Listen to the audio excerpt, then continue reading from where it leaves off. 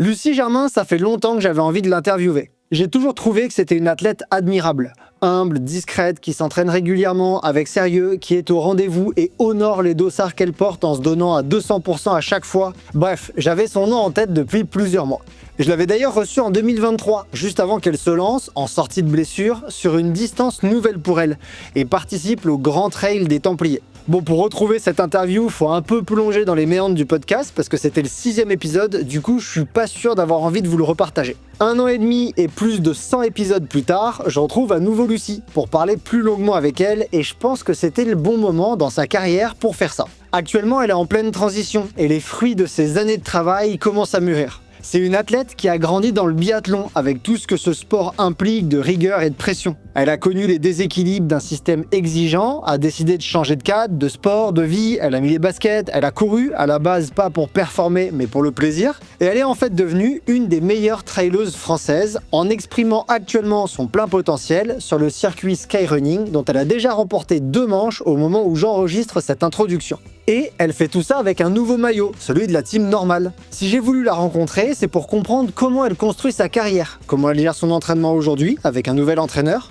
comment elle articule le staff qu'elle a créé autour d'elle pour favoriser ses performances et son équilibre. Bref, c'est les réponses à toutes ces questions que je vous propose dans cet épisode. Je m'appelle Cyril Forestier, je suis entraîneur de trail et pratiquant, mais surtout docteur en sciences du sport. Vous êtes dans Courir Mieux, le seul podcast qui vous aide à progresser grâce à des conseils fiables basés sur la science. Et aujourd'hui, on va mettre de côté les études pour discuter de construction, de résilience et de performance avec Lucie Germain. Avant de commencer, je remercie Suunto, partenaire de Courir Mieux pour la saison 2 du podcast et qui rend la réalisation de cet épisode possible. Suunto, c'est le matériel que j'ai choisi pour mes entraînements et mes aventures outdoor grâce à la qualité et la fiabilité de leurs produits. Et ensemble, on vous propose de décortiquer l'évolution et l'entraînement de Lucie. Salut Lucie, comment ça va ? Salut Cyril, ça va bien et toi ? Ça va super, on est à l'aube de tes 27 ans. Joyeux anniversaire, c'était hier ? Merci, ouais, exactement. Ok, et écoute, cadeau d'anniversaire, Courir Mieux à Beauzelle. Magnifique. Je sais pas si c'est un cadeau, mais en tout cas, merci beaucoup d'accorder du temps au podcast. Ça fait vraiment plaisir parce que ça fait quelques temps que je voulais échanger avec toi. On avait raté l'occasion l'an dernier et là, après ta magnifique performance sur la Sky Race des Mathésins, je me suis dit que ce serait l'occasion de te tendre le micro. Est-ce que tu peux te présenter aux auditeurs et auditrices qui éventuellement te connaissent pas ? Alors, je m'appelle Lucie Germain, j'ai 27 ans récemment, j'habite à Beauzelle.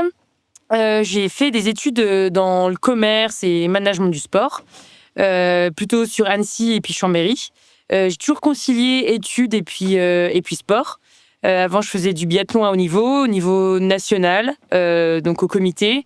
Et puis voilà, après une saison assez compliquée, j'avais vraiment envie de voir autre chose. Donc je me suis mise à courir, j'ai toujours aimé ça. Et puis c'est à ce moment-là où j'ai été démarchée par le team Citas Matrix. Et après, que dire de plus ? Je suis originaire des Vosges quand même, faut pas oublier de le dire. mais la Savoie m'a adoptée, on va dire ça comme ça, ou l'inverse. Mais en tout cas, je me plais vraiment ici. Le terrain, il est incroyable pour s'entraîner. Et voilà, je pense que j'ai dit pas mal de choses. Tu viens des Vosges, du coup, ça te fait quoi de voir de vraies montagnes maintenant que tu es dans les Alpes ? Hop, attention à ce qu'on dit. Hein. Bisous aux Vosgiens qui nous écoutent. Les Vosges dans le cœur, évidemment. Forcément, je dis toujours que c'est différent. Les Alpes, forcément, c'est hyper raide, c'est technique. Et les Vosges, c'est plutôt des collines. Mais je trouve que, justement, dans les Vosges, ça se court tout le temps, c'est hyper exigeant, c'est des petits singles, t'as aussi du technique. Et donc, ouais, pour moi, c'est différent. T'as des sapins, les paysages sont pas pareils. Ouais, ça change. Aujourd'hui, c'est quoi ton métier, on va dire, ton activité pro ? T'es athlète professionnel à temps plein, t'as gardé une activité professionnelle comme le biathlon. Il me semble que t'enseignais une période, mais un tout petit peu. Où est-ce que t'en es actuellement, professionnellement, on va dire ? Alors, c'est toujours compliqué à répondre parce que je suis athlète professionnel. Dans le sens où je suis rémunérée, j'ai un contrat avec les partenaires. Par contre, en parallèle, je travaille à l'ESF, donc je donne des cours de ski de fond et du biathlon. Et en plus de ça, je suis au ski club, donc j'entraîne des jeunes qui ont 6 ans à 15 ans, que ce soit en loisir ou en compétition. Et pour moi, c'est aussi c'est même pas que financièrement, c'est mon équilibre. J'ai besoin de ça pour ne pas exploser, pour ne pas me retrouver dans une bulle. Et socialement, ça me fait tellement du bien de voir du monde, d'être avec des jeunes, de transmettre aussi cette passion que j'ai eue pour le ski nordique et que j'ai vers les jeunes. Donc ouais. On en reparlera après, mais j'ai l'impression que le ski nordique, il a, à part cet enseignement, un peu perdu en place par rapport au ski alpe, sur lequel tu cours un peu plus, mais peut-être que je me trompe, on en reparlera si tu veux par la suite. Avant qu'on rentre à fond dans la partie trail, qui est la raison pour laquelle on se retrouve aujourd'hui, est-ce que tu as une autre passion que le trail qu'on connaît pas forcément, qui t'anime? Non, c'est une bonne question. C'est vrai que j'ai toujours baigné dans le sport et pour moi, le sport fait partie de ma vie. Et c'est vrai quand on me pose cette question, je me dis ouais, mais en fait, j'ai pas d'autres passions. C'est flippant même. Mais non, en fait, j'adore ça et pour moi, la passion, en fait, c'est de justement, si je la retrouve au sein du ski club, c'est vraiment de transmettre ma passion, de faire aimer le sport, de pratiquer, de faire évoluer les jeunes. Et c'est plus dans ça, partager mon expérience que j'ai eue en ski nordique. Après, ouais, non, je dirais que c'est pas vraiment d'autres passions que le sport. Les copains, la famille, mais je sais pas si on considère comme une passion. Ouais, mais c'est pas forcément grave. Au final, tu peux trouver ton équilibre, même si la passion, c'est 100% ton sport. Au final, comme tu viens de le dire, par exemple, tu as le biathlon. T'as peut-être la montagne qui fait que si au sens large, si dans le trail, bah, des fois, t'as des moments où, par exemple, t'as eu des blessures, tu pouvais pas y aller, bah, peut-être que t'as pu avoir la montagne sous d'autres formes. Donc, au final, ça peut être aussi sain, même si c'est 100% sport et montagne. Alors c'est vrai que pour compléter ce que tu dis, quand j'ai été blessée, c'est vrai que quand t'as que le sport, eh ben, c'est important d'avoir d'autres activités. Et pour le coup, il y a 2 ans, quand j'étais blessée, en fait, j'ai su trouver des activités. Bah, je peignais les peintures à numéros, donc c'est simple et ça demande vraiment de la concentration. Les mots fléchés. Après, je me suis vraiment remis à lire des livres qui me plaisaient. Et puis en fait, ouais, revoir un peu les copains, passer du bon temps et c'est des petites passions. C'est des petites passions. Bah, ta réponse fait la transition parfaite avec 3 mini-questions pour terminer ce portrait un peu général de qui est Lucie Germain. C'est quoi ton livre préféré? Oh, j'en ai. Ouais, c'est une bonne question. Je crois que j'en ai même pas. J'en ai lu beaucoup. Ouais, Joker là. Ok. J'en lis en ce moment, mais je sais plus le nom de l'auteur. Ok, c'est pas grave. Si ça te revient au fil de l'épisode, tu nous le dis. Est-ce que tu as un film préféré? Un film qui t'a marqué? Un film qui m'a marqué. Je sais pas, celui qui me vient en tête, c'est Shutter Island, qui est, pour moi, faut le regarder vraiment plein de fois. Et le Comte de Monte Cristo aussi, que j'ai vraiment envie de revoir parce que je trouve il est long, il y a beaucoup de choses à comprendre et je le reverrai bien une deuxième fois, ouais. Ok. Et est-ce que tu as une musique ou un artiste préféré? Un artiste. J'aime bien Imagine Dragons et Coldplay. C'est un peu les mêmes genres de musique, mais c'est des groupes que j'affectionne beaucoup, ouais. Musique à défaut ou pas? J'écoute pas trop de musique parce que j'aime beaucoup entendre mon souffle. C'est hyper important. Et si j'ai de la musique, ce qui est bien parce que ça t'entraîne et ça te pousse, mais j'aime bien m'entendre respirer. J'ai préparé, je te propose qu'on passe à la partie un petit peu plus sur le trail et le sport qui nous rassemble aujourd'hui. J'ai préparé un portrait de toi, donc je vais le présenter aux auditeurs et auditrices, et si je me suis trompé, je te laisserai corriger ou pas. Bon, t'es de la team normale. Officiellement depuis 2025, c'est marqué en gros sur ton pull, et c'est un changement, une transition qui est une des raisons pour lesquelles j'avais envie qu'on se retrouve aujourd'hui. T'as d'autres partenaires, j'en ai noté 3, Sidas, les 3 Vallées et Baou. J'espère que j'ai oublié personne. Tu as récemment changé d'entraîneur. Après 6 ans avec Simon Gosselin, qu'on salue au passage et que j'ai reçu dans le podcast il y a 1 an et demi. Tu es maintenant suivi par Samuel Bellenou, qui est responsable performance et entraîneur de la team Cofidis, qui est plutôt connu dans le monde du vélo. Tu as un UTMB index à 788, un ITRA à 783. Tu as plusieurs résultats notables. Tu viens du biathlon et tu cours en ski alpinisme avec de très beaux résultats, comme ta participation au championnat du monde cette année, où tu as fait 7e. Mais je vais me concentrer sur le trail par la suite. J'ai un premier trail référencié en 2017, le trail Vallée de Joux, un 20 km où tu fais 3e. Tu cours depuis sur des formats entre 20 et 40 km plus tôt, avec quelques essais sur des formats un peu plus longs. Cependant, je sélectionne quelques résultats que je trouve notables parmi les 51 courses que tu as terminées. Ça commence à en faire quelques-unes. Première au 23 du MMB du Marathon du Mont-Blanc en 2019, première à la Young Race le lendemain, 4e à la Skyrun 2019, 7e en 2017, 2e au 23 du Marathon du Mont-Blanc à nouveau en 2020, première à la MCC de l'UTMB en 2020, 2e à la Pyramanta été en 2022, première à la Buffy 50 en 2022, 3e au championnat de France 2023 format court, 15e aux mondiaux, première en équipe. Et tu as également des résultats notables sur le parcours Skyrunning en 2023, comme ta victoire à celle de l'Ultra Madeira Skyrunning. Et il y a quelques semaines, après 2 4e places en 2022 et 2023, sur la Sky Race des Mathésins, tu as fait première juste devant Julie Roux, qu'on salue également. Est-ce que dans cette liste, j'ai oublié un résultat sportif notable que pour toi, qui a une importance et qui, selon toi, mérite d'être mentionné? Il me semble que tu as tout dit, Cyril. Il y a juste la Sky Race de Madère, c'était pas 2023, c'était l'année dernière. Ok, 2024. 2024, Pardon. ouais. Et 2023, si je peux rajouter une toute petite anecdote, j'ai fait une Sky Race en Autriche. C'est là où je découvrais vraiment le circuit. Bon, j'avais déjà fait les Mathésins, mais là, pour moi, c'était une course très montagne. Et je me dis, ah ouais, là, j'ai vraiment envie d'aller faire des courses de skyrunning. Et bon, je me suis blessée à la fin de cette course, mais c'était 2023 et c'est en Autriche. Ah oui, tu t'es fait la cheville, c'est ça? C'est ça, je m'étais cassé 5e métatarse. Ouais, ok. Et donc grosse une belle cheville. Ouais, en me retournant dans une montée quand même pour voir si... Hilary était pas juste derrière toi, c'est ça? C'est ça. Ok. Il y a un résultat que moi j'ai oublié, ta 10e place au Templier, qui est la première fois où je t'ai tendu un micro. Je t'avais reçu 2 jours avant et le podcast Courir Mieux commençait à peine. Exactement, et c'était ma reprise post-blessure. Quoi de mieux qu'un de faire un 80 km? La première question que je me posais dans cette partie un peu centrée sur le trail, c'est... T'as un passé sportif qui est dans le biathlon, dans le ski de fond et le biathlon. Et un jour, t'as mis des baskets et t'es parti courir sur les sentiers. Comment c'est venu et comment elle s'est faite cette transition entre le biathlon et petit à petit, en fait, je cours et je suis athlète de trail? Alors c'est vrai qu'en biathlon, on touchait à pas mal de sports, parce qu'il y a beaucoup de sports qui sont complémentaires au biathlon. Ça reste un sport d'endurance.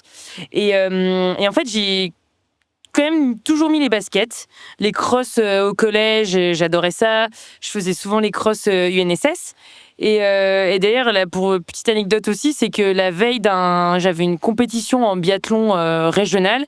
Et la veille, il y avait un cross UNSS et je voulais absolument y aller. C'était les championnats de Lorraine UNSS de cross. Et je voulais absolument y aller. Et du coup, mon entraîneur m'a dit, bon, t'y vas, mais par contre, tranquille. Et en fait, je reviens, j'avais gagné la course. Tranquille. Et, tranquille, ouais. Bah, en même temps, quand tu mets un dossard, tu peux que aller à fond. C'est pas possible d'aller doucement. Et donc voilà, ça vient aussi de là. C'est que j'ai toujours aimé mettre les baskets. Et il y a aussi ma sœur qui m'a vraiment donné goût à la course à pied. En fait, j'ai un peu suivi le parcours de ma sœur. Elle a fait du biathlon. Ensuite, elle a arrêté. Elle avait fait ses études.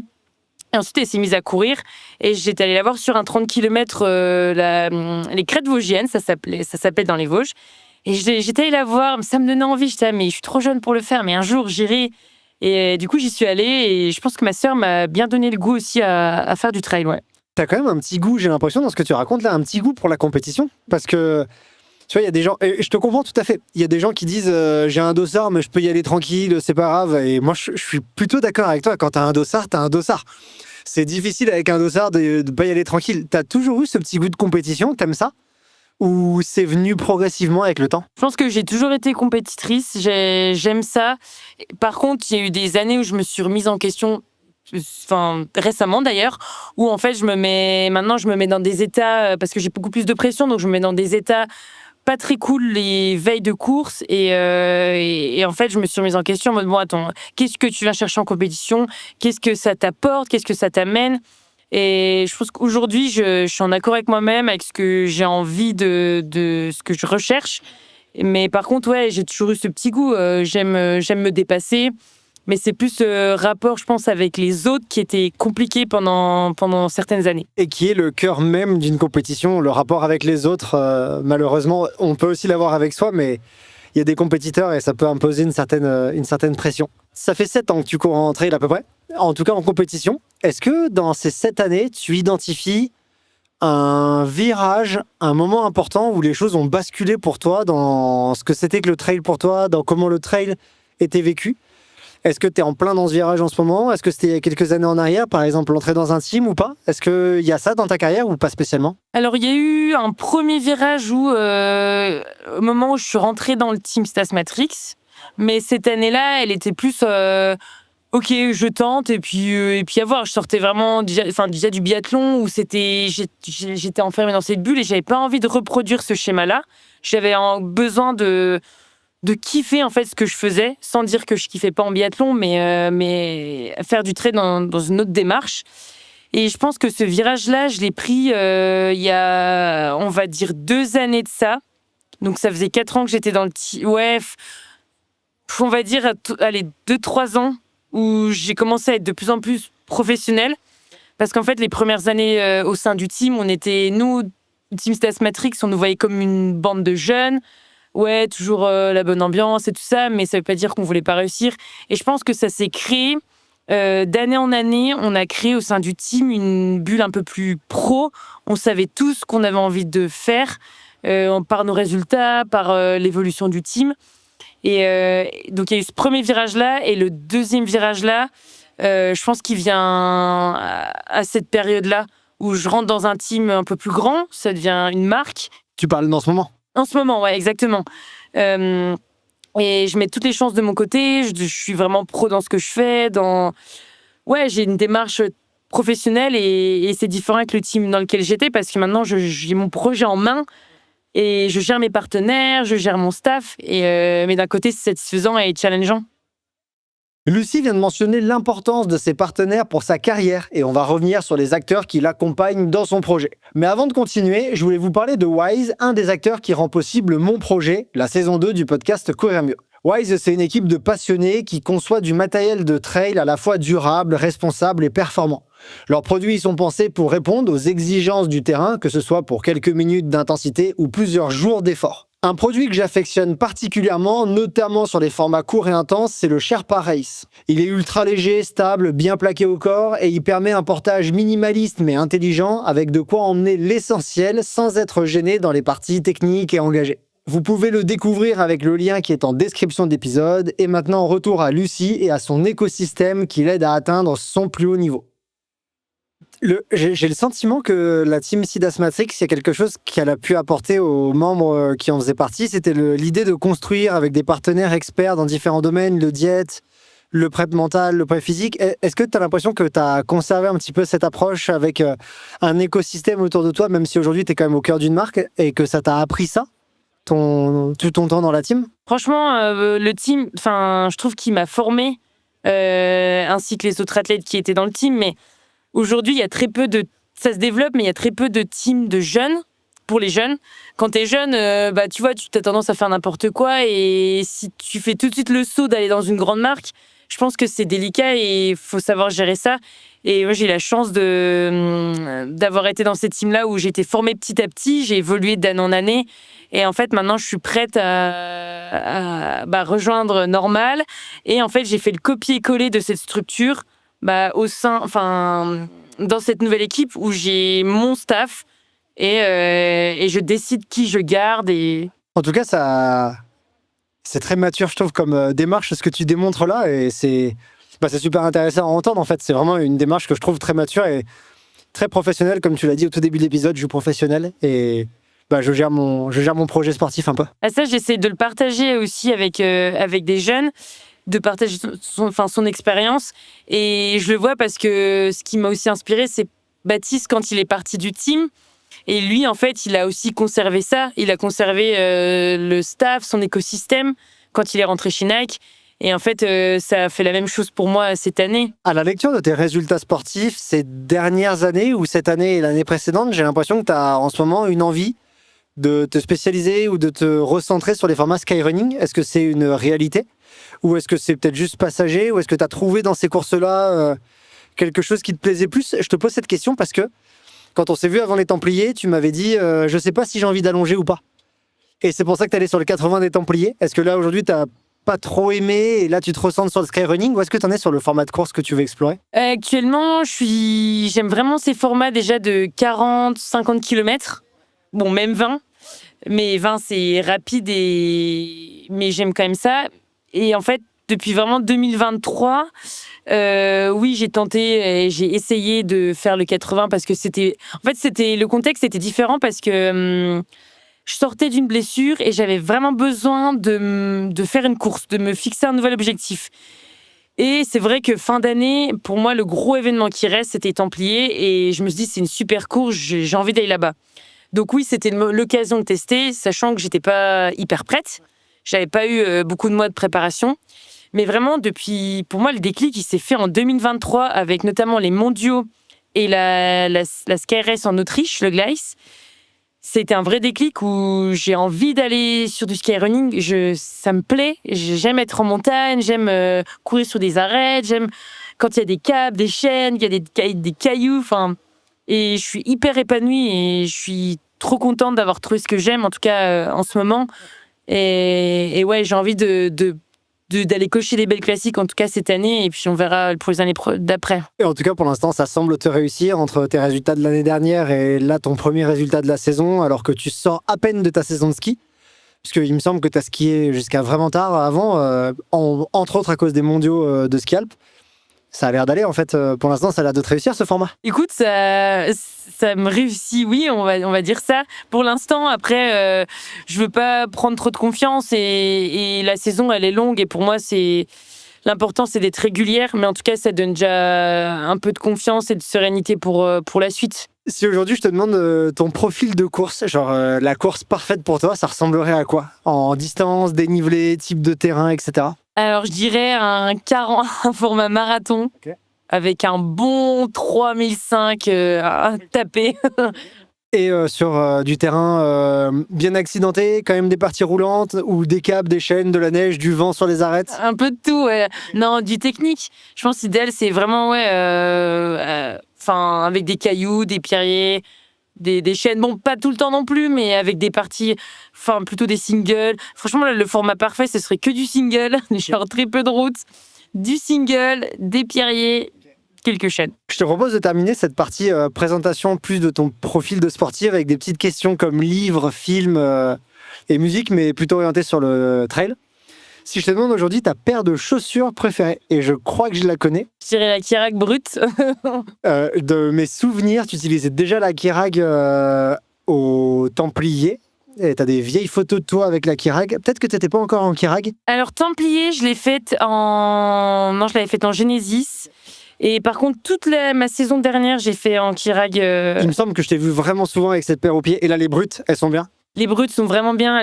Pour moi, c'est la chaussure agressive en conditions extrêmes, que ce soit sec ou mouillé. Et c'est parfait. J'ai hâte de la tester dans un terrain boueux, type Pays Basque, Gorbea, j'avais fait l'année dernière. Voilà.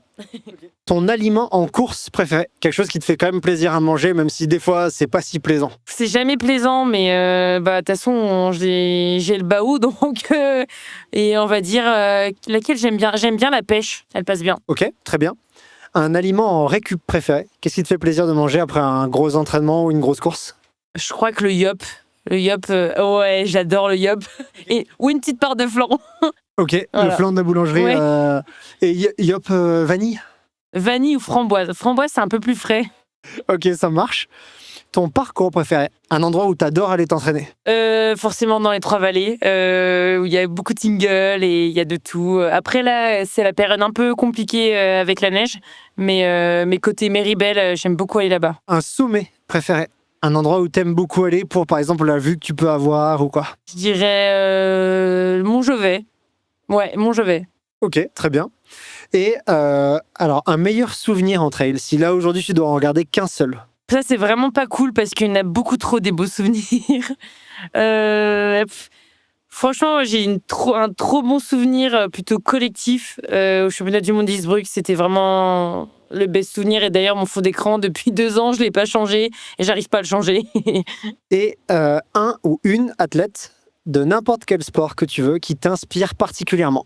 Ça fait un peu la groupie, mais Judith Wider, c'est pour moi une femme qui est hyper inspirante. Elle est tout le temps souriante sur ses courses. Elle a 2 enfants, elle a su revenir à haut niveau. Et ouais, pour moi, Judith, c'est vraiment quelqu'un d'inspirant. Et puis je trouve qu'elle est constante dans le haut niveau, quoi. Je veux dire, quand elle est sur une course, c'est rare qu'elle performe pas, quoi. Ouais, c'est sûr. Ouais, franchement, l'année dernière, je trouve qu'elle fait vraiment une belle saison. Elle est bien revenue et ouais. J'espère vraiment avoir la chance de pouvoir la recevoir un jour à mon micro. Je te propose qu'on passe à comment tu t'entraînes, en fait, à discuter d'un petit peu comment tu approches l'entraînement. Et donc, le but de cette partie, ça va être un peu de décortiquer plein de sphères de l'entraînement pour comprendre qu'est-ce qui t'a amené à ce niveau que tu as aujourd'hui. La première question que je vais te poser, c'est comment est-ce que tu approches ton volume d'entraînement? Est-ce que tu le calcules? Est-ce que tu le vérifies en volume horaire, en kilomètres? Comment est-ce que tu approches vraiment la quantité d'entraînement que tu fais par semaine? Alors, est-ce que je peux parler aussi d'hiver? Parce Bien que sûr. pour moi, l'hiver, la période hivernale, c'est le moment propice à faire du volume. C'est en fait la base de tout mon entraînement. On le fait en scalpi parce que j'habite à la montagne et d'un autre côté, j'ai pas envie de mettre les baskets l'hiver. J'ai envie d'avoir cette fraîcheur en février, mars, de me dire ouah, c'est trop bien, je remets les baskets, ça fait trop longtemps que je n'ai pas couru et tout ça. Donc la base se fait vraiment en hiver avec du ski alpi et en conservant 1 à 2 sorties à pied quand même, c'est-à-dire ne pas arrêter. Et après, je la calcule plutôt en volume horaire. Volume horaire et puis dénivelé. Maintenant, j'ai des références depuis 2-3 années de mes hivers à ski et j'arrive à comparer mon dénivelé positif par année. Comment tu fais? C'est une question toute bête qui me vient en tête, mais vu là où tu vis, comment tu fais pour courir l'hiver? Tu vas sur de la route et pas le choix parce que ça doit être quand même extrêmement enneigé là où tu habites, et ce qui complique un peu la course à pied. Alors, c'est vrai que c'est pas évident parce que du coup, il y a beaucoup de neige, mais je descends plutôt à Beuzelle.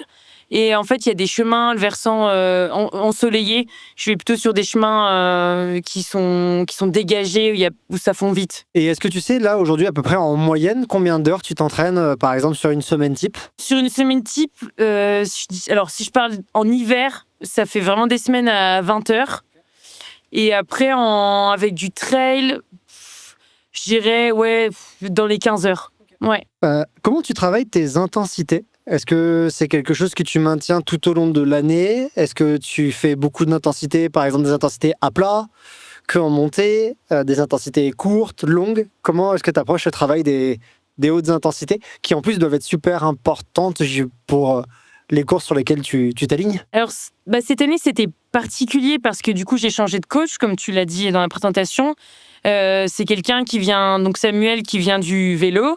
Et je trouvais ça chouette d'avoir aussi quelqu'un qui est en dehors du milieu de trail. Et donc, on échange beaucoup. Je lui dis aussi, il me laisse pas mal de liberté.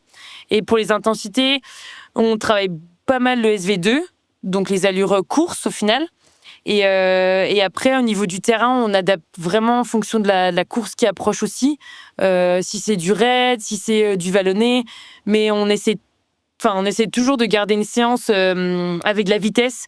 Parce que si on fait toujours des sorties et des intensités en boss raid, en fait, tu perds quand même en vitesse. Donc, on garde toujours une séance à plat ou vallonné, que ce soit des 30-30 ou plus longs, pour garder cette vitesse, ouais. Et c'est quelque chose que tu as en filigrane tout au long de l'année, ce travail d'intensité? Alors là, j'avoue que c'est difficile à répondre parce que c'est vraiment nouveau. On travaille ensemble avec Sam, mais on va voir et je pense que ça va être des séances. Je suis un peu dans l'inconnu et c'est ça qui est hyper excitant de changer d'entraîneur aussi, d'avoir des nouvelles séances. Donc je sais pas trop ce qui m'attend. Ça va être un peu la surprise cette année, mais en tout cas pour l'instant ça se passe bien. C'est des séances qui sont assez similaires à ce que je faisais quand même. Plutôt, par exemple, la semaine dernière, j'ai fait, c'était quoi, 3 fois 12 minutes en boss. Je crois que j'ai vu ça sur Instagram, 3 fois 12. Voilà, 3 fois 12, où la dernière série, je me suis perdue dans... Bon, c'était vraiment skyrunning au moins. Mais voilà, j'essaie... En fait, je me rends compte maintenant, c'est hyper important de travailler dans ces zones, de bien avoir le cardio, ce que je faisais pas toujours, et simuler ces efforts-là sur le même format de course sur lequel je vais être. Et ça amène de la confiance aussi. Du coup, là, tu viens de le dire, je saute sur la question, tu travailles au cardio-fréquence-mètre plus fréquemment pour être un peu plus calibré, on va dire, sur tes travaux d'intensité? Ouais, exactement. Même en sortie en endurance fondamentale, on a tendance à aller toujours un peu plus vite. Et maintenant, c'est tout bête, mais j'ai acheté le brassard. Et je trouve ça tellement mieux que la ceinture qui te comprime un peu, qui te comprime le thorax. Et du coup, je le mets vraiment à toutes mes sorties. Tu t'entraînes combien de fois par semaine aujourd'hui? En général, tous les jours? Tu as un jour off complet? Tu fais beaucoup de bi-quotidien? À quoi ça ressemble une semaine? Alors, une semaine, elle ressemble à 1 à 2 séances d'intensité. Je fais pas forcément de jours off chaque semaine. C'est plutôt en fin de cycle mes cycles durent 3 semaines d'entraînement, un gros bloc d'entraînement. Et puis après, les jours off, ça va être 1 à 2, toutes les 2 ou 3 semaines, on va dire. Après, j'ai quand même des journées cool où ça va être une petite heure de footing, où ça va être des jours où je décharge un peu. Et après, une sortie longue, et puis des séances un peu d'entretien et une muscu aussi. J'ai un préparateur physique aujourd'hui. C'est un point que je voulais aborder avec toi parce que je t'ai entendu en parler plusieurs fois dans des interviews au préalable. Tu es aujourd'hui encadré en termes de prépa physique par Aurélien Pessos. J'espère que je prononce bien son nom. Pesos peut-être. Pesso, ouais. Pesso, excuse-moi. C'est quelque chose sur lequel tu as mis un gros accent ces dernières années, la musculation, et t'en fais encore vraiment souvent? Ouais, en fait, avec le team, j'étais accompagnée par Léo Bonnemer, qui est entraîneur au sein de l'académie du Team Stas Matrix. Colibri Academy, pardon, maintenant. Et en fait, Léo, il était top. Et c'est juste, le problème, c'est qu'il était à distance. Et j'avais souvent la boule au ventre avant d'aller à la salle de musculation parce que j'appréhendais un peu les charges. Je ne savais pas si ma posture était la bonne. Et en fait, en discutant avec une super copine qui est la meilleure en ski alpinisme, Emilia Ropp, elle m'a fortement conseillé Aurélien, parce qu'elle fait ses séances avec lui. Donc Aurélien, il a une salle à Moutier, c'est l'Escale. Et maintenant, je cale mes séances avec lui. Je sais qu'on programme tel jour à telle heure et je trouve que c'est beaucoup plus motivant de se dire bon, j'ai une séance tel jour, je dois y aller. Et en fait, il est hyper motivant, il s'adapte. Et puis au niveau des postures, quoi. Je sais que à la fin de mon heure et demie de séance, j'ai fait une bonne séance. Et c'était pas forcément le cas quand je la faisais toute seule. Je savais pas si c'était bien, si j'avais fait le bon mouvement. Donc c'est hyper. Je trouve que c'est un luxe maintenant d'avoir quelqu'un qui est avec toi pour la prépa physique. Est-ce que tu peux nous dire un petit peu ce que tu fais dans une séance de musculation ou est-ce que tu préfères garder ça secret? Top secret. Non, je rigole. Non, pareil, en fait, on l'a découpé en plusieurs blocs. Donc au début, c'était un peu du développement général et après on est rentré vraiment donc c'était plus PPG. Et après, c'était du développement spécifique. Et ce qui est top avec Aurélien, c'est que chaque bloc, chaque exercice est adapté. Et je me dis, ah oui, c'est vraiment le mouvement en trail où je suis sur l'avant du pied. Et du coup, il me complète toujours des petits, par exemple, des squats avec un exercice de plio. Et du coup, il y a aussi du cardio et c'est ça que j'aime bien. Il va me faire aussi des sprints sur tapis. Et à la fin, il aime bien me faire un petit bloc de bras. Parce qu'en fait, le travail avec les bâtons, faut développer de la force dans les bras. Donc c'est hyper diversifié et j'aime bien. Ok, c'est super clair. Merci pour cette transparence. Tu fais également à d'autres sports, on l'a dit que la musculation et la course à pied, le ski alpe. Est-ce que du coup, tu fais encore du ski de fond ou plus du tout et tu as tout passé en ski alpe? En fait, je passe tellement de temps sur les skis de fond avec les jeunes que quand je dois aller m'entraîner, j'ai pas forcément l'envie de remettre les skis de fond. Et en fait, j'adore l'effort en ski alpinisme. Donc je fais beaucoup de ski alpinisme, ouais. Et après, les sorties récup, je peux en faire 1 ou 2 en ski de fond, ouais. Et du coup, donc ski alpe plutôt l'hiver, avec un petit peu de course à pied et muscu. En été, course à pied, pas de ski alpe et muscu. Et vélo. Et voilà ce que je vais dire. Est-ce que tu fais du vélo aussi? Ouais, je fais du vélo de route. Pas de VTT, parce que c'est trop raide ici. Mais vélo de route, j'aime beaucoup, ouais. On a fait le tour de tous les sports que tu pratiques, c'est déjà pas mal. Écoute, c'est tout bon. Okay. Est-ce que donc tu l'as dit, tu décharges toutes les 3 semaines à peu près. Est-ce que tu as des périodes vraiment complètement off dans l'année en plus, où tu dis là pendant 1 semaine ou 2, je fais pas de sport du tout?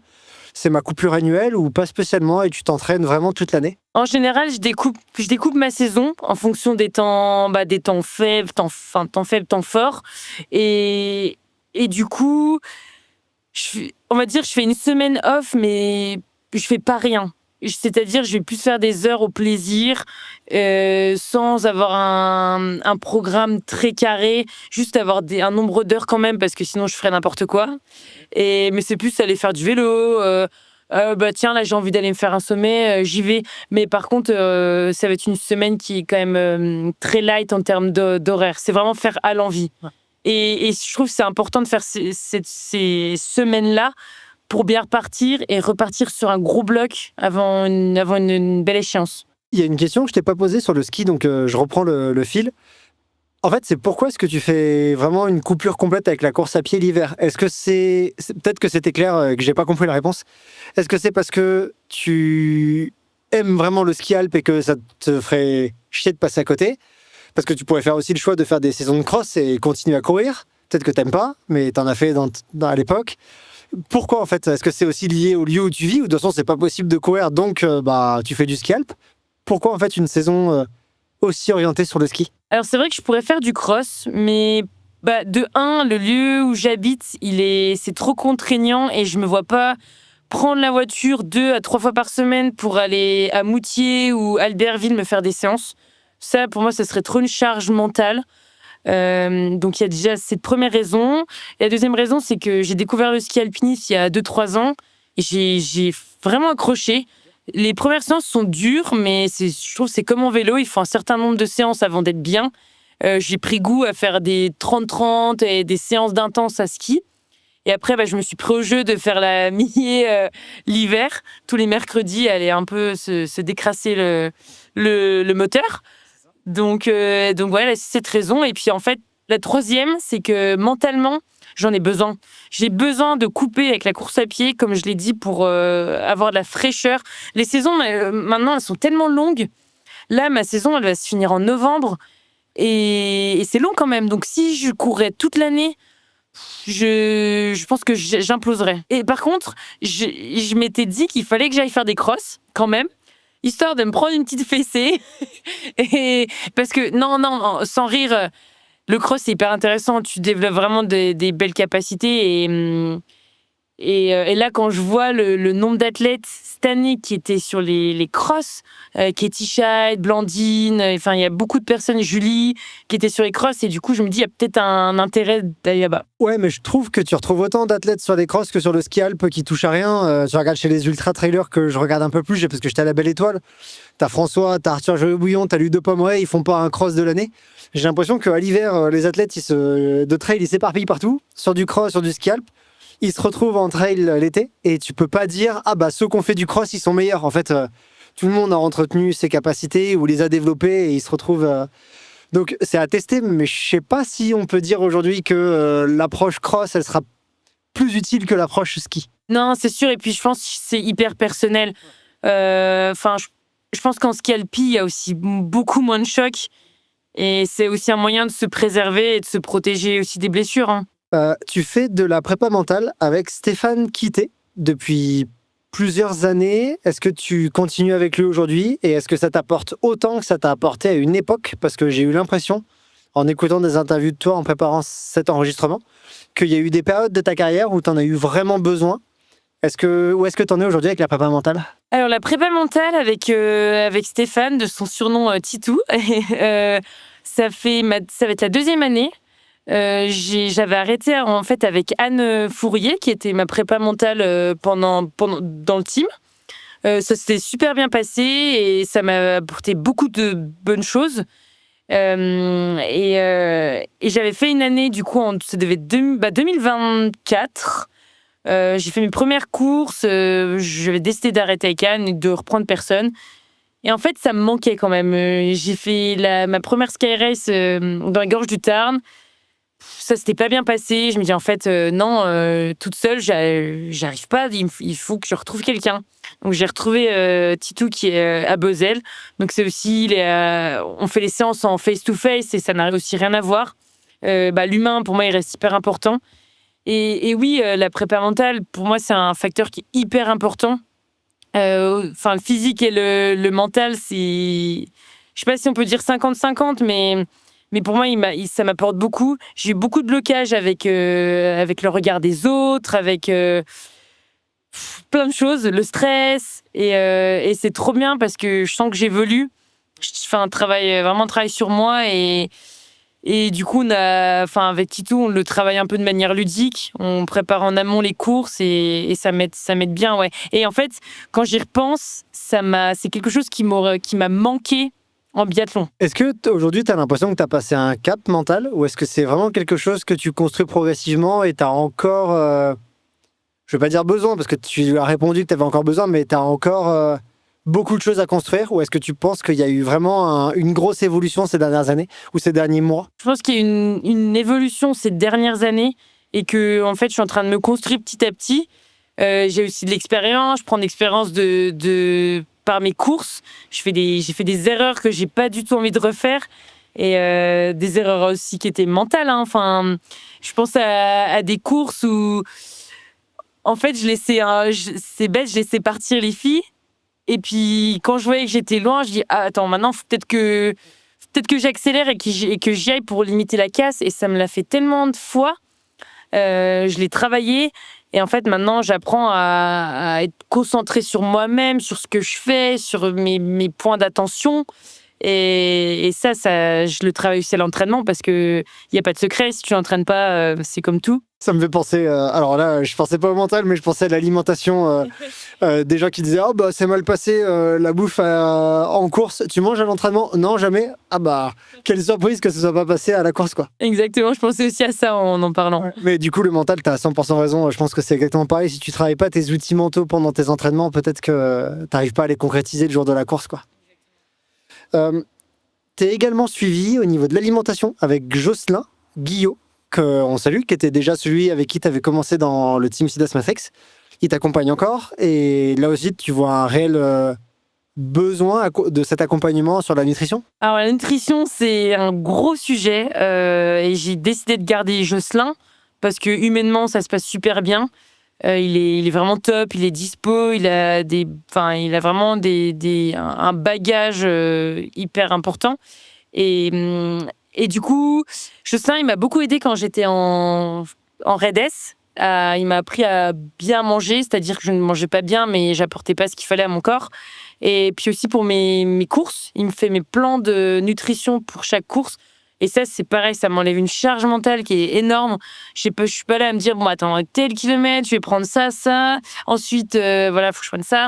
Donc, ça m'aide beaucoup. Et puis, on échange pas mal sur l'alimentation quotidienne, sur la récupération, le post-effort. À Tignes, il était là. On avait fait un stage l'année dernière de 4 semaines et on a fait pas mal de protocoles sur, on se pesait avant les séances, on se pesait après et on savait ce qu'il fallait prendre en boisson, par exemple. Est-ce que tu suis un régime alimentaire particulier ou est-ce qu'aujourd'hui, dans ton quotidien, tu manges de tout et t'as pas de restrictions particulières?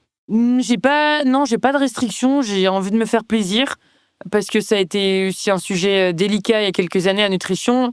Je pense que j'ai encore des restes, mais j'ai appris que fallait aussi profiter et après forcément je vais pas manger une pizza la veille de la course parce que mon estomac il va pas aimer.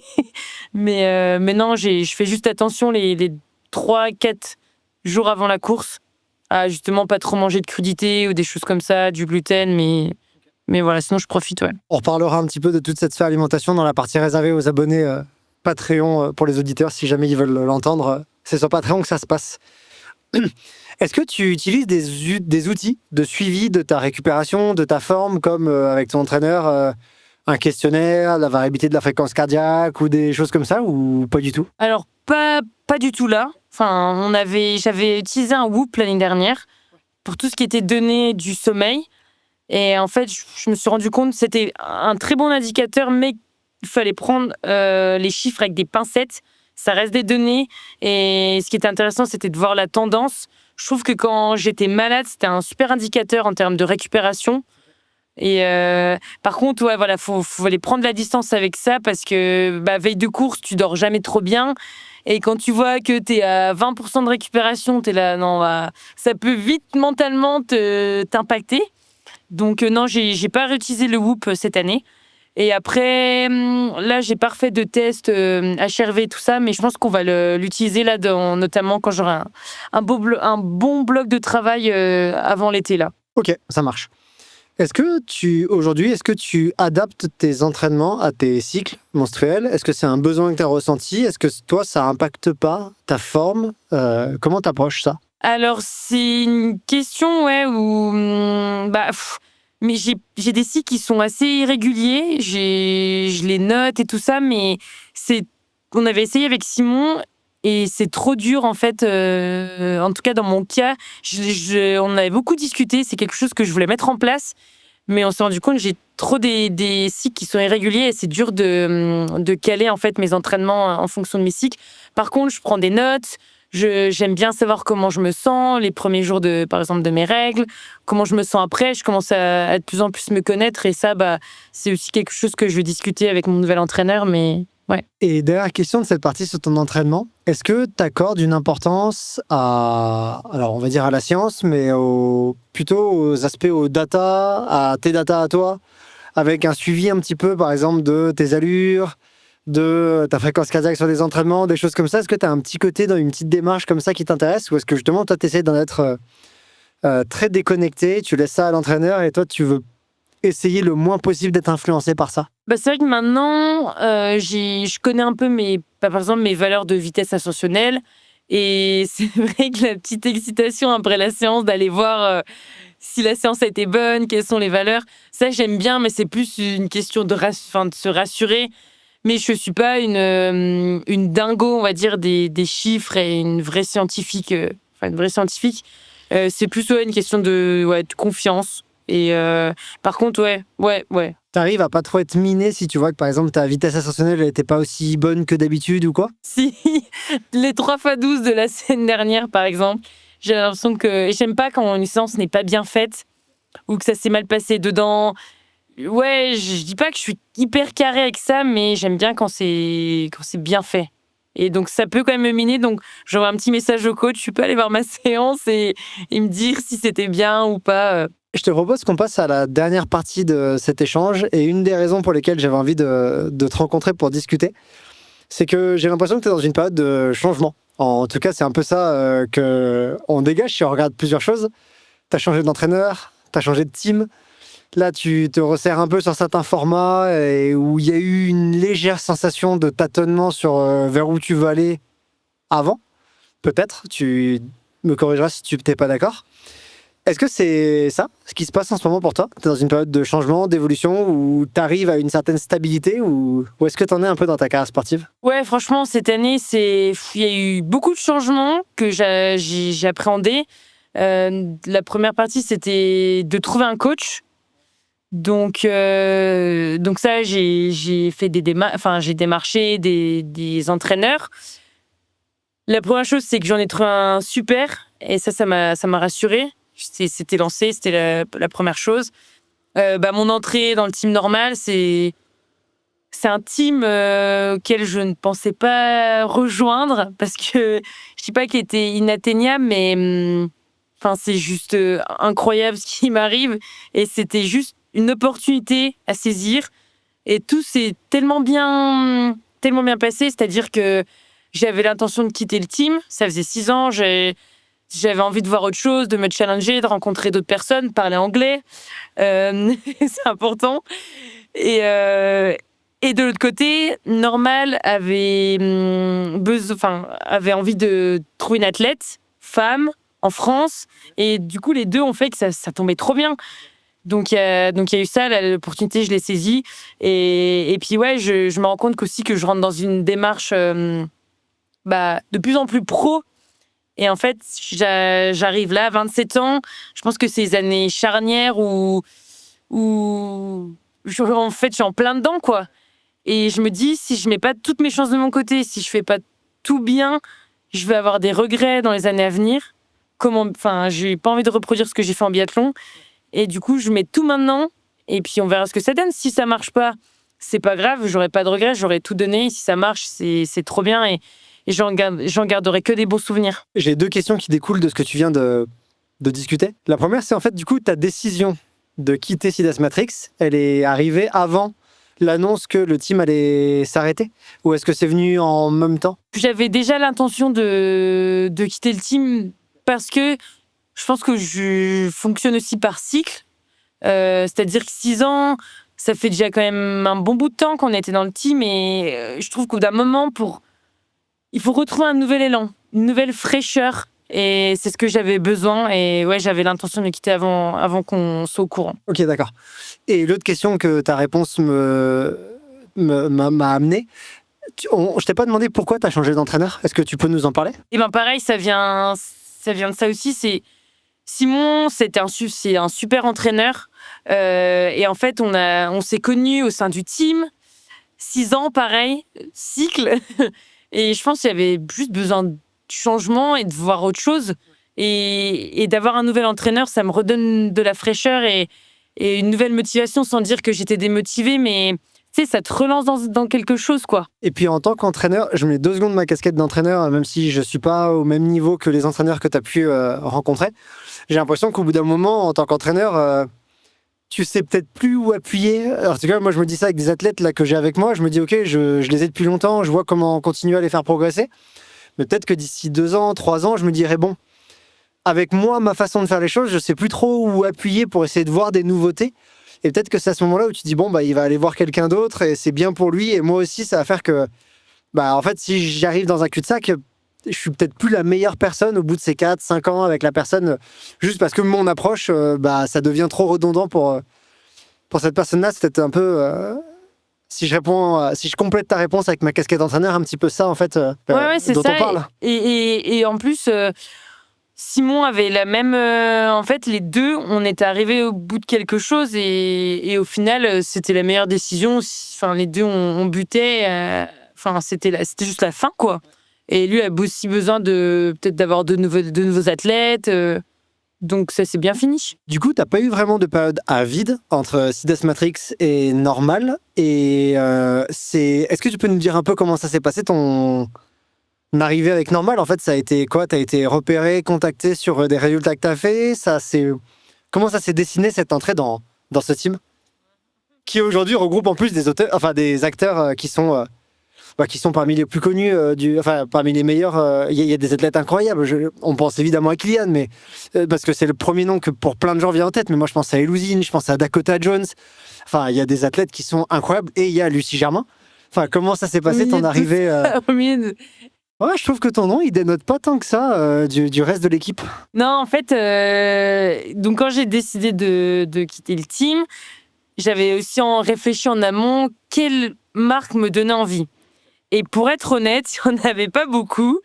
En tout cas, j'ai toujours fonctionné comme ça, c'est-à-dire que j'ai besoin de trouver des partenaires avec qui tu représentes quand même des noms et j'ai besoin d'être en accord avec les marques, avec ce qu'elles dégagent, ce qu'elles représentent, les valeurs. Et Normal, pour moi, c'était le Graal. Enfin, tout ce qui dégage, ils ont une ADN hyper forte.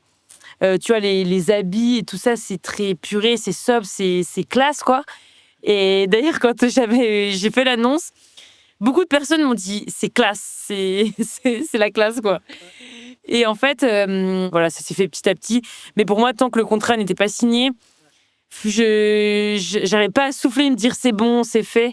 Et en janvier, quand j'ai signé le contrat, c'était gros soulagement et juste une grande joie, quoi. Tu peux être ultra satisfaite. Je trouve que c'est génial d'avoir rejoint une team comme ça.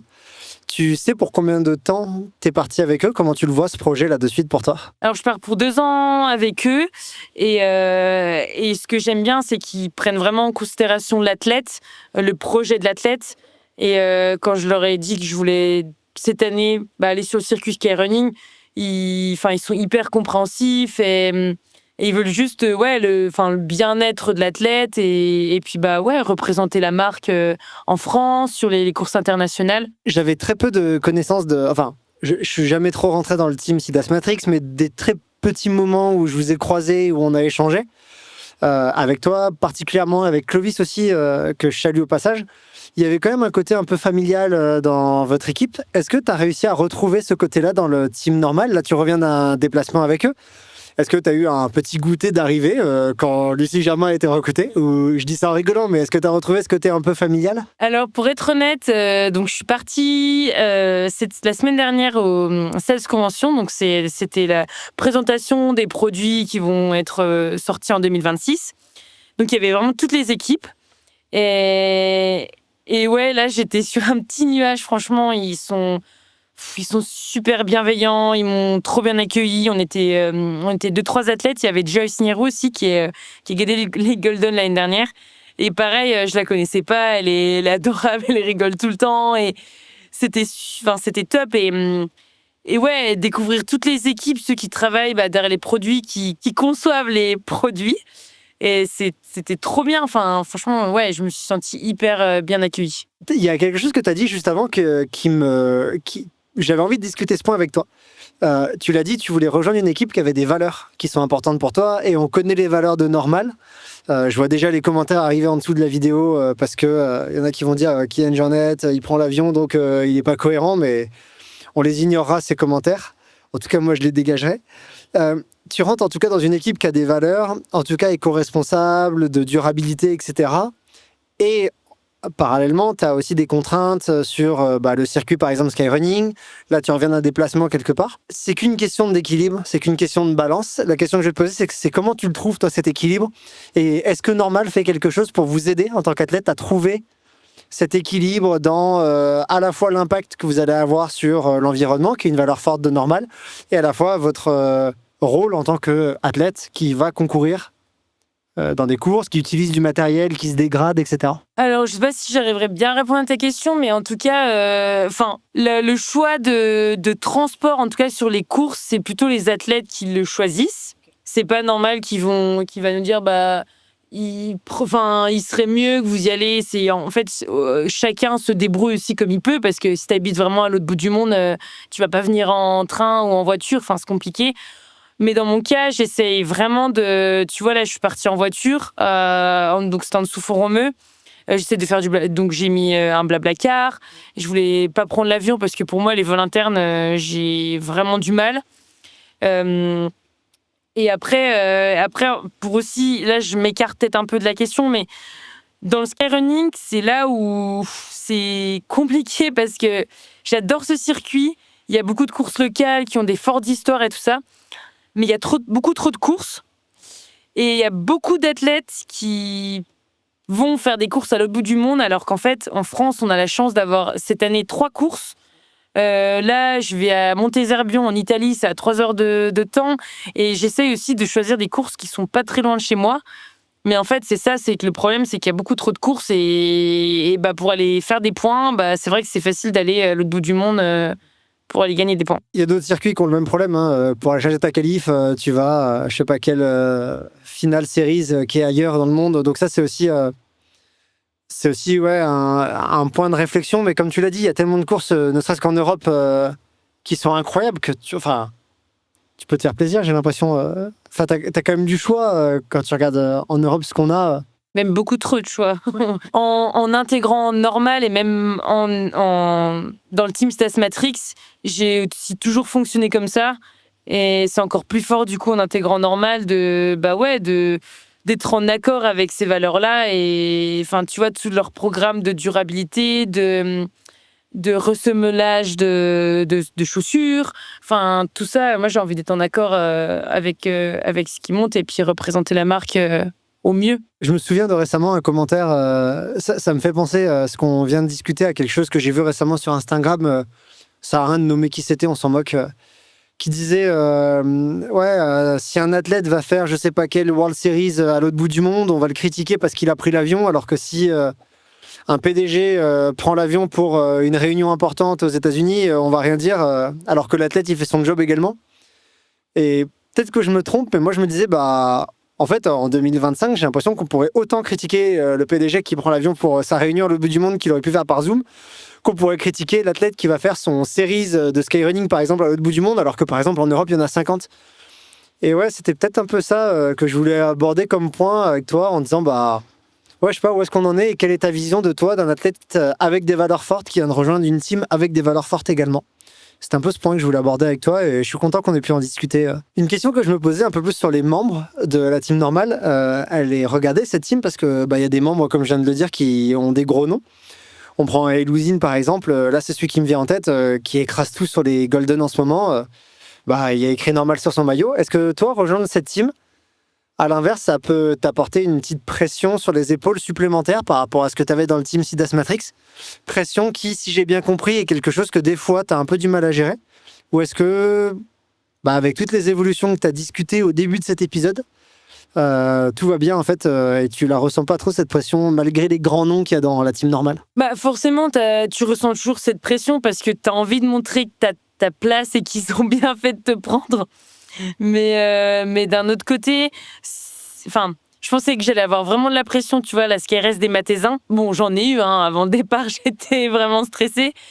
Et je sais pas, ce maillot, il m'a aussi porté pendant toute la course. Je pensais à ça. Je me disais, mais ouais, c'est trop bien d'avoir un nouveau costume, là. C'est génial. Et d'avoir aussi rencontré toute l'équipe, là, normale, dans les Pyrénées. Et j'ai beaucoup discuté avec le CIO, qui est Cito. En fait, c'est trop bien. Ils nous mettent pas de pression. Et la manager aussi, Myriam Miro, qui sont hyper... ils veulent qu'on se fasse plaisir. Après, forcément, nous, je pense qu'on se met déjà assez la pression en tant qu'athlète. Et puis de voir Elouzine qui écrase tout sur circuit, forcément, tu as envie de faire aussi bien. Donc après, voilà, moi, je suis quand même athlète France. Mais forcément, j'ai envie de faire des belles courses à l'international et puis montrer que ouais, j'ai ma place. En tout cas, c'est ton objectif maintenant que tu as le maillot sur les épaules. On arrive à la fin de cette partie sur les changements en cours.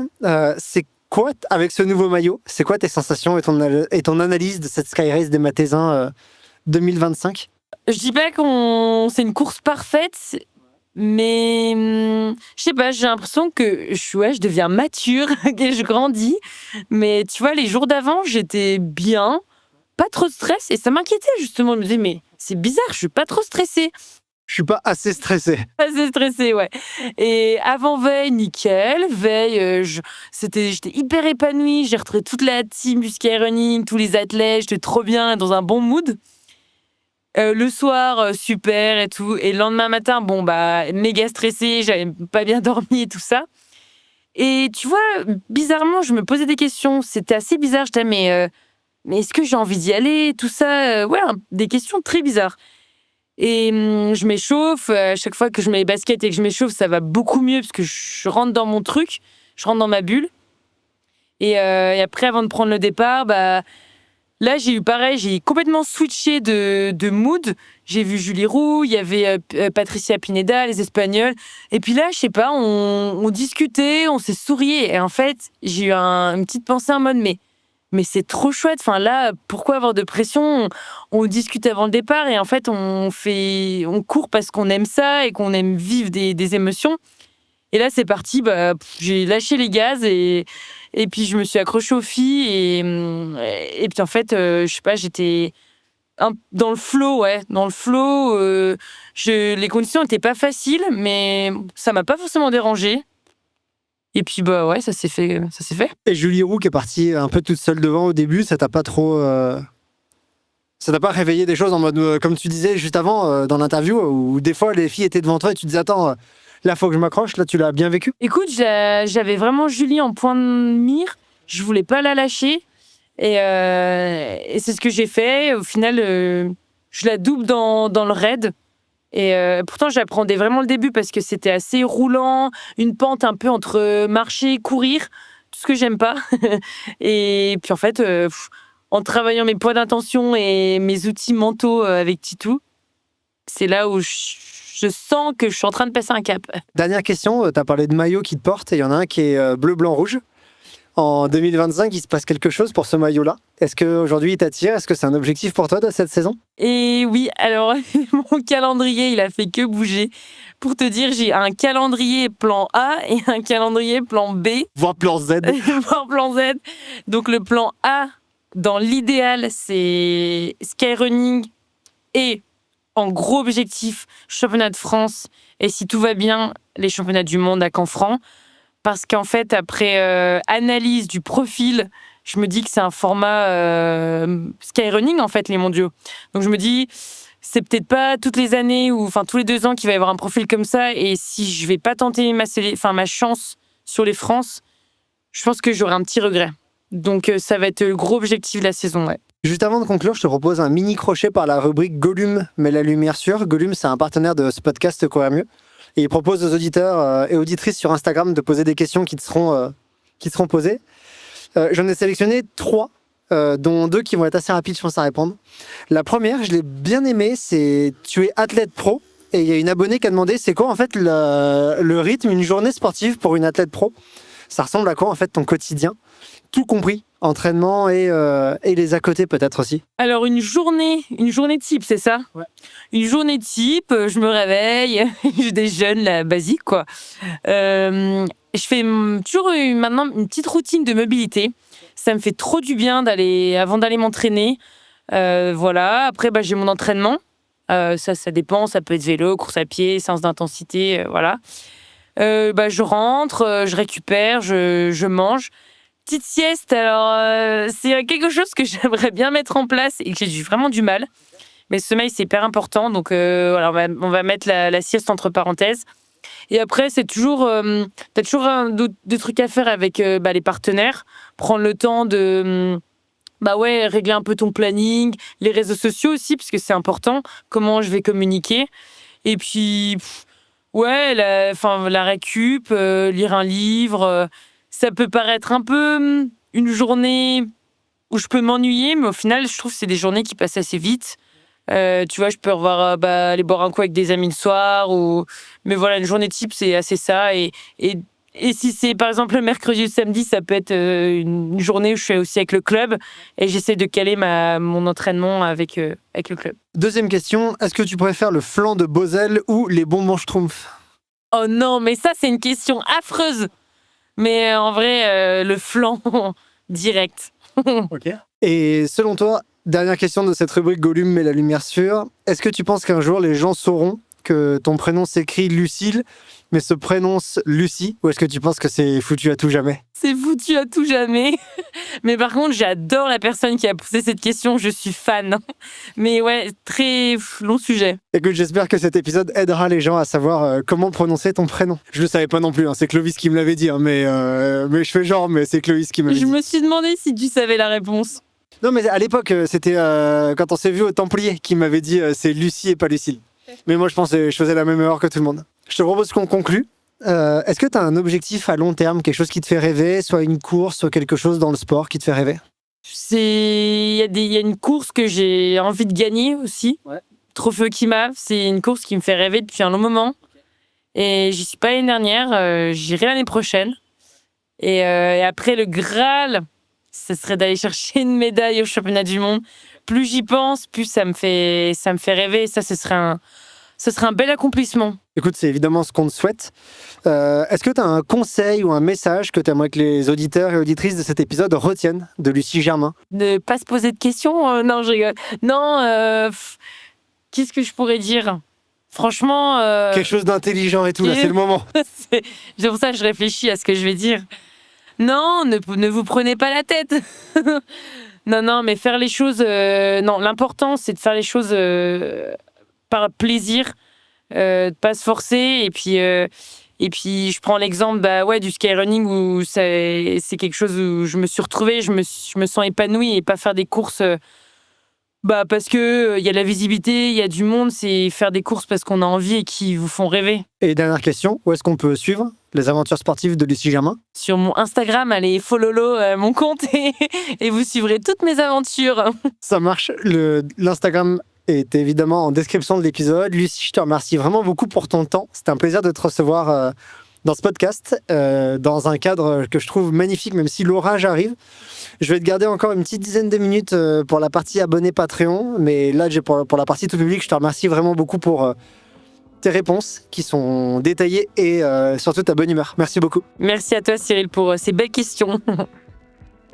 Voilà, c'est tout pour cet épisode avec Lucie Germain. Tout d'abord, je remercie For Endurance, partenaire nutrition qui soutient la saison 2 du podcast Courir Mieux. For Endurance, c'est un ensemble de produits énergétiques de qualité dont plusieurs gammes sont composées en respectant les recommandations de la littérature scientifique. Et c'est aussi les produits que moi j'utilise à l'entraînement et en compétition. En ce moment, un produit que j'adore, c'est les Energy Chew Bar Endurance. C'est des gommes à mâcher qui fondent en bouche, goût pomme ou cola, mon préféré, et qui apportent 22 grammes de glucides avec de la maltodextrine et du fructose bien dosé. Je vous invite à découvrir ce produit avec le lien en description.